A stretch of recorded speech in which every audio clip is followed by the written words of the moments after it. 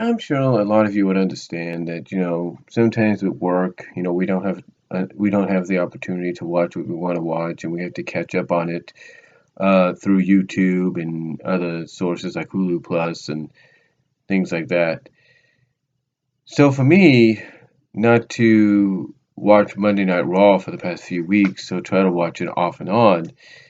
Yeah, work can do that to you. Now, I'm not saying I haven't tried to catch some of Raw. I tried catching some of it last week, and there were certain situations that kind of prevented me from really catching most of it. But I did see it. It was okay. But you always wonder what the Raw is going to be like before a pay-per-view, especially if that pay-per-view, and that's my dog in the background. That's my dog again.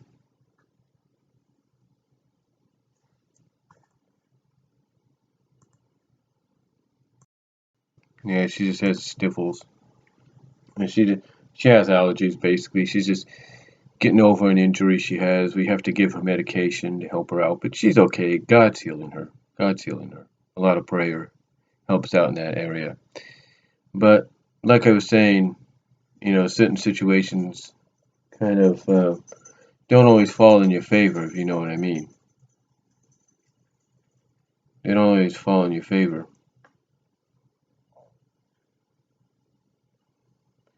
Um, but basically, you always wonder, like I said, what the Raw is going to be like before pay per view, especially if that pay per view is Monday Night Raw.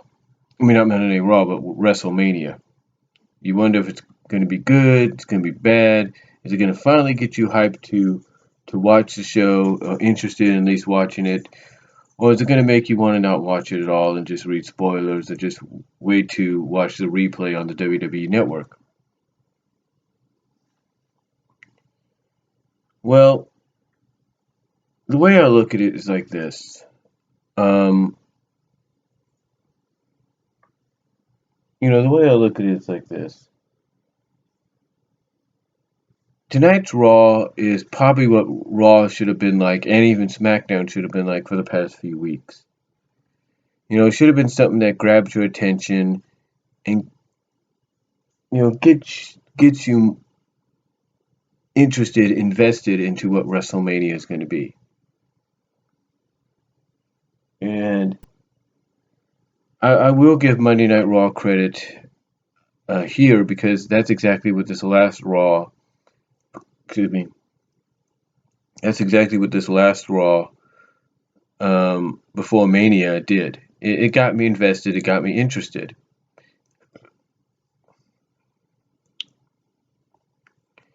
And it did a decent job. There were certain moments that they did kind of flop, and they did kind of, I think,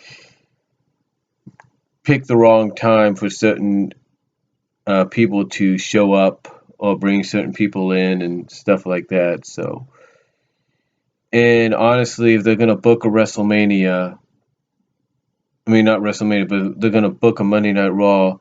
That's the Monday Night Raw before your WrestleMania. Then you might want to pick an area that's not so smarky smark, if you know what I mean. Not saying Brooklyn didn't do a decent job here, they did, but it's like, really? You know, you couldn't choose a different place to make these returns or debuts happen? I'm just saying. So, you're probably wondering what I thought. Well, I thought it was okay, like I said. The opening thing with Shane and Undertaker, perfect way to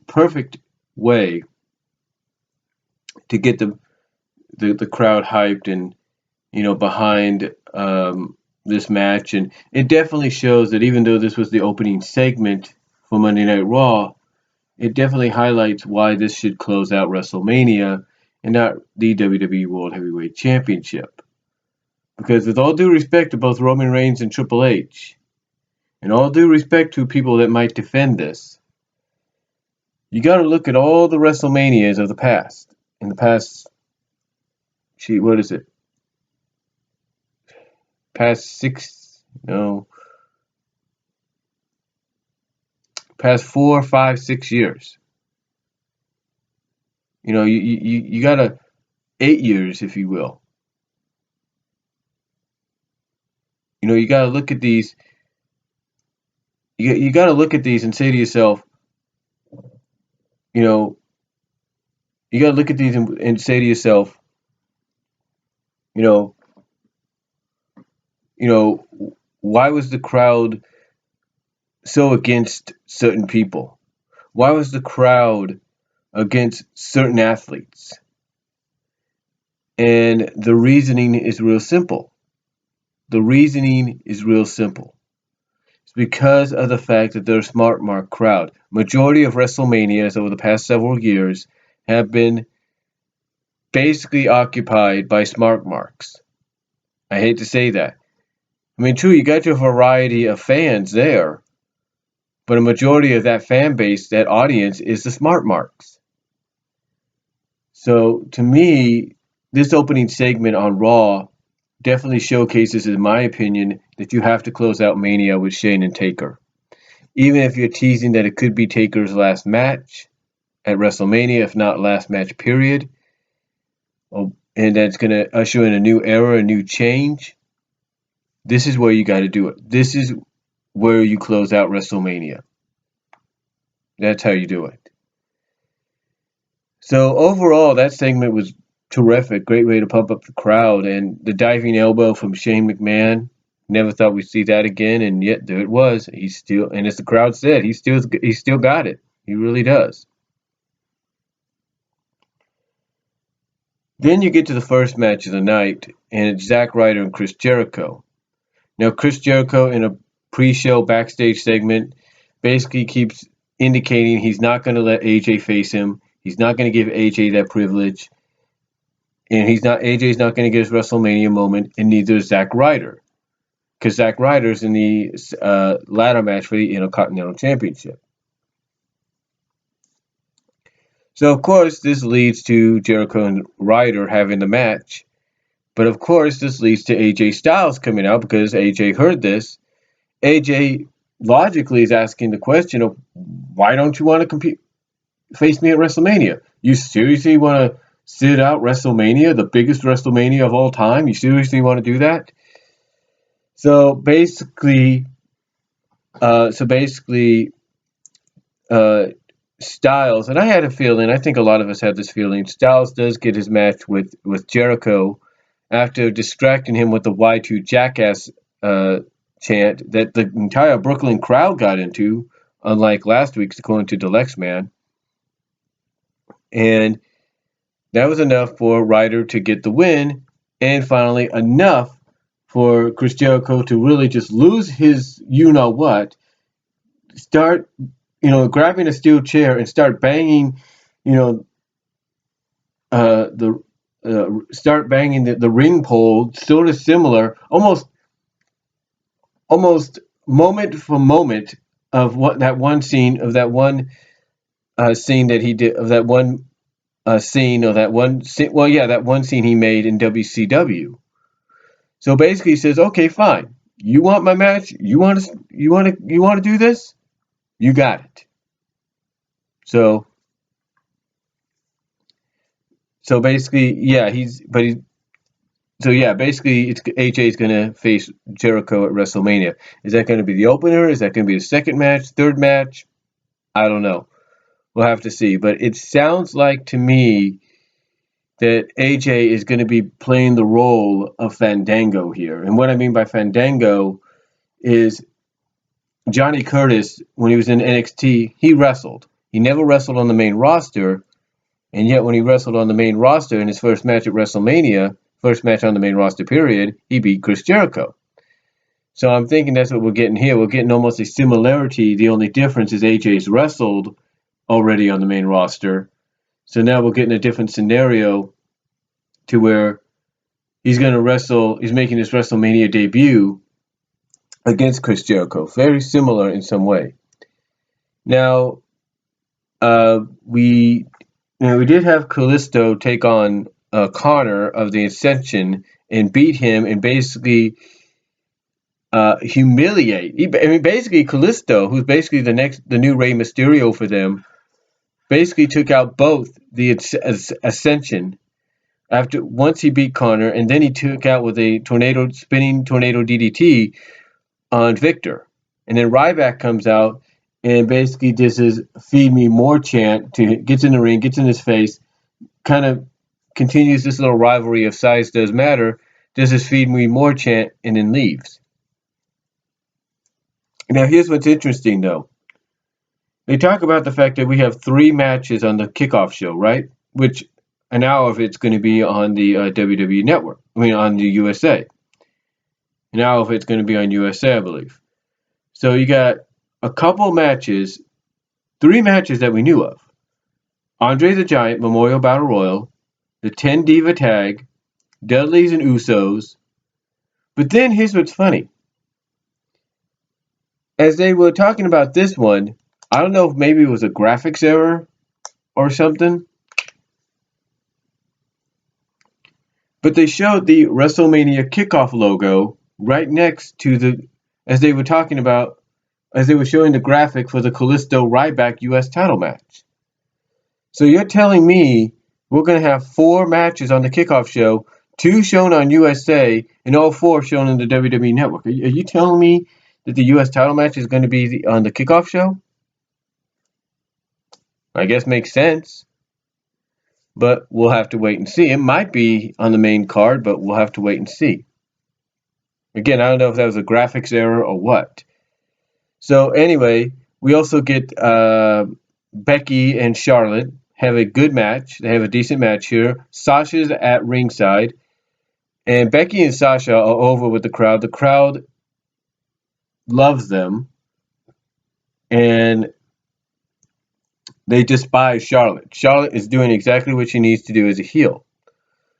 So they have a decent match. Yes, Charlotte ends up beating Becky thanks to interference from her father. And this really raises the question of, will Charlotte walk out with the championship at WrestleMania, or will what a lot of people are predicting is going to happen? Will Sasha walk out? Because think about it this way: Sasha is coming out and saying she's basically unbeaten since coming to the main roster. She's unpinned, unsubmitted. She's basically unbeaten, undefeated, if you will. So the question arises, are they setting that up to showcase that she is going to be the dominant diva by having her walk out with the title? Or is it showcasing that Becky, and this is what gets me, Becky loses here. So usually, from a wrestling standpoint, going into a show like WrestleMania, that pretty much indicates Becky's walking out with the title. Because this is almost like her third chance. So I'm thinking they might go. Here's my thing. I'm guessing they're going to go with the 3rd time's the charm deal, and they're going to have Becky walk out with the title at WrestleMania. Don't worry, Sasha's going to get it, but she's going to get it at Extreme Rules, not at WrestleMania. Because here's where this kind of factors in. She keeps saying she's unpinned and unsubmitted, basically unbeaten. Becky, 3rd time's a charm kind of deal, loses on the Raw before Mania. And basically is always being told by Sasha and even at Charlotte at times, hey, you're not in our league. You're not going to amount to anything. So, and the crowd loves her. The crowd loves Becky. So maybe it's just me, but I get this feeling WWE might be leaning towards giving Becky that feel good WrestleMania moment, and then later on, maybe a month later, giving the title to Sasha. That's what I'm thinking. I'm just saying, just my opinion, but I'm getting that vibe, if you will. Like I said, I'm kind of getting that vibe just by watching tonight. Now, speaking of the Divas, this took place basically in the 3rd hour, but oh my goodness. Oh, oh dear Lord. What was WWE thinking? Now, throughout the night, Roman Reigns did get booed himself. I'm not going to deny that. He got booed when he interrupted the Authority at the beginning of the second hour. He got booed when he showed up on screen for an interview. He got booed when he came out a second time towards the main event in the main event segment. So, oh goodness. And yet, when there was cheers, and when he got cheered, when Triple H beat him down in that backstage assault between him and the Dudleys. Yeah, Dixie, if you ever thought you'd get the Dudleys back, I don't think it's going to happen now, because if you've just seen them on screen with Triple H, you pretty much lost them for good. Sorry. But anyway, you have Roman when he gets beat down, and Triple H even attacks him as he's coming into the ring when he interrupts during that second hour segment. Fans are cheering. Why? Because they don't like Roman Reigns. But, oh my goodness. You think that's bad? You think that's bad? So we got this 10 Diva tag team match, part of WrestleMania's kickoff show. Basically part of WrestleMania, but part of the kickoff show. So we got this 10 Diva tag. And it's Team Bad and Blonde, basically Team Lana, versus Team Total Divas, aka Team Brie, if you will. And Team Brie, Total Divas, is down one diva. Well, Bad and Blonde is got a full lineup. So we have a match between Paige and Emma. It was okay. It was all right. At least these two know how to work. And that's probably what's going to help carry this match in the kickoff show. So they know how to work. Now, Lana comes in. Basically, as we get towards the end of the match, Lana comes in. The referee's distracted. She ends up hitting a roundhouse kick on Paige, and Emma beats her because of that. So we end up having a big brawl. Well, not much of a big brawl, but we end up having Team Bad and Blonde on, basically Team Lana, taking advantage, getting the numbers game on Team Total Divas, Team Brie, if you will. When all of a sudden, somebody else's music hits to even up the odds. And it's not Asuka's. It's not Bayley's. It's not Nikki's.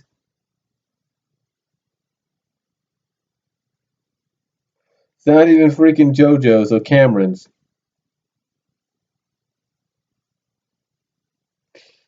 It's Eva Marie. That's right, Eva Marie, who just recently on NXT was a heel and one of the most hated, is part of Team Brie. And you talk about getting massively booed out of the freaking building. She did. As soon as her music hit, pretty much everybody's like, oh crap, here she comes. Oh crap, the division just went down the toilet. So yeah, Eva Marie is on Team Brie, Team Total Divas. Of course, she's on Total Divas. And I do agree with the Lex Man. The look that Natalya, Paige, Alicia, and Brie gave her when they saw that she was the fifth partner, I think it's a question they're going to probably raise towards Vince McMahon or whoever's in charge of creative and Kevin Dunn. Basically like, seriously? This is who you're choosing for us to team with? Or this is who you're choosing to team with us at WrestleMania? Her? Eva Marie? I think the Lex Man, you put it best. Any chance that Team Brie had its support just went down the drain. Pathetic. Just really, really pathetic. Now, we did have a decent six-man tag team match, and you could tell that this crowd wasn't just a Smart Mark crowd in Brooklyn, wasn't just a WrestleMania season crowd. This crowd was a freaking ROH crowd. I hate to say it. I hate to say it, they were a freaking ROH NXT crowd, but mostly ROH. Why? Anytime Ziggler, Miz, Stardust, Ziggler, Sin Cara, anytime those four got in the ring against each other, they were booed. Anytime Sami Zayn got in there, ole, ole, ole, ole, and Kevin Owens got a decent reaction as well. Why? Smart marks, and oh, by the way, I think a majority of it was ROH crowd. But again, a decent match, despite the fact that they were fans were trying to entertain themselves. So yeah, the match ended with Sami Zayn getting the pin on Kevin Owens with the finisher hell of a kick.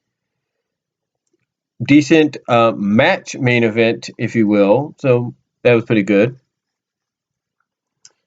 The New Day had a segment as well as a promo and a match. Kofi Kingston faced Alberto Del Rio and pulled out something that and Deluxe Man, I want you to know Trevor Lee is in TNA and he is the X Division champion as far as last time I heard.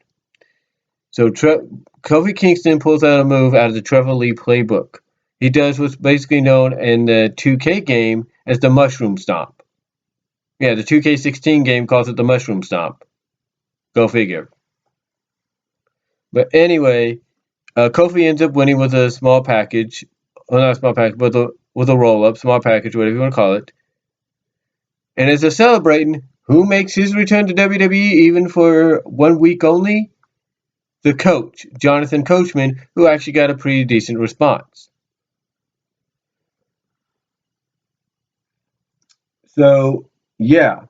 And then we had the segment with Brock Lesnar and Paul Heyman. As usual, Paul Heyman does a great job at hyping this matchup for Sunday, getting us invested. And then out comes Dean Ambrose, and I love the chemistry. I love this segment. I love this here. Dean Ambrose, he comes out with the wagon, just goes to a certain part of ringside, in front of the announce table, lifts up the apron, and starts pulling out weapons like, okay, lead pipe, crowbars, baseball bat? No. Barbed wire baseball bat? Yes. Chainsaw. And all that. He's just pulling out all these weapons, and Brock Lesnar, he's looking at him like, are you freaking kidding me? This guy seriously think that if he uses all this, it's still gonna help him? And Brock, he ends up getting a kendo stick, puts it over his shoulder, like, yeah, you know. So that was a pretty good segment. It was decent there. I don't know if I missed anything or what. But we did, like I said, get into the main event segment. Again, if I missed anything, I do apologize. Get into the main event segment. Triple H and Stephanie decided to come out once again to finish up what they were saying. And once again, as they're coming up to finish out what they're saying, out comes Roman Reigns. Triple H this time, however, gets out of the ring and goes after him as well, and they start brawling. And then you have basically they just start beating the crap out of each other. Stephanie's like waving to people like, hey, come on, we need you. And at first you're thinking, okay, here come the heels to help Triple H beat on Roman Reigns, but no, you have the baby faces. You have the entire locker room coming out and trying to hold these guys back, and it just leads to a big chaotic brawl between Triple H and Roman. Roman does a dive over the top rope, and this is probably one of his better dives over the top rope that he's had in a long time. So it was an okay way to end Raw, but once again, the Brooklyn crowd, like I mentioned earlier, crapped all over Roman Reigns. Not the best way to get the guy you want to make as your new face of the WWE over. Not the best way. So overall, though, I thought this was an okay Raw. They did have a backstage segment between Vince McMahon and Shane. Vince was being interviewed by Renee, and Shane comes up, and Shane basically says, hey, look, I'm going to take 40 years of frustration out on The Undertaker on Sunday. He mentions how, Vince looked down upon people, treated them like crap, basically indicating that there were certain people he should have pushed, should have given opportunities to, but didn't. And that unlike him, who stole the WWE from his father, Vincent J. McMahon, Shane's gonna take it from him at WrestleMania. So nice backstage interview there. Overall, decent go home show to Mania. I will agree with Deluxe Man. Grade wise, probably a C. I'd say a C plus maybe.